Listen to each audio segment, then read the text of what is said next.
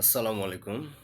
আহ, কিছুক্ষণ আগে একটা নিউজ দেখলাম, সেটা হচ্ছে হাদি হত্যার প্রধান আসামি ফয়সাল করিম মাসুদ, তিনি নাকি ভারতের পশ্চিমবঙ্গের কলকাতায় গ্রেফতার হয়েছেন।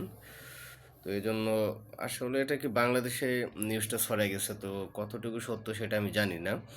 তবে এইটুকু বলতে চাই যে আপনারা যে বলতেছেন যে ভারতে হাদি হত্যার প্রধান আসামি ফয়সাল করিম মাসুদ গ্রেফতার হয়েছে, তাতে তো কোনো লাভ নাই। কেননা ভারতে তো হাসিনাও আছে, হাসিনাও তো ভারতে আছে। তাকে কি ধরে গেছে? তাকে বাংলাদেশে নিয়ে আসতে পারছেন?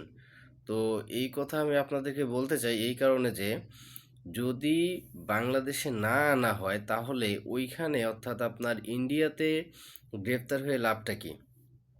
সেখানে গ্রেপ্তার হওয়া আর না হওয়া একই কথা।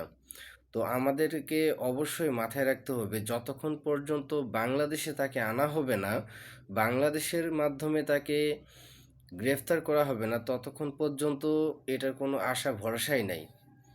সো আমি আপনাদেরকে রিকোয়েস্ট করব, অবশ্যই আপনারা একটু এ বিষয়ে অবগত হন।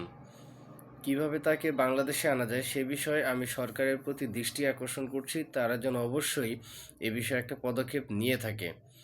কেননা তিনি শুধু হাদি হত্যার আসামি না, না জানি আরও কত নিরসহায় নিরপরাধ মানুষদেরকে হত্যা করেছে, সেটা বলার বাইরে। তো অবশ্যই বাংলাদেশে কিভাবে আনা যায় সে বিষয়ে যেন অবশ্যই বাংলাদেশের প্রধানমন্ত্রী জনাব তারেক রহমান ব্যবস্থা করেন। আমি তার প্রতি আশাবাদ রাখবো এবং কৃতজ্ঞতা প্রকাশ করব। ধন্যবাদ সবাইকে। আসসালামু আলাইকুম।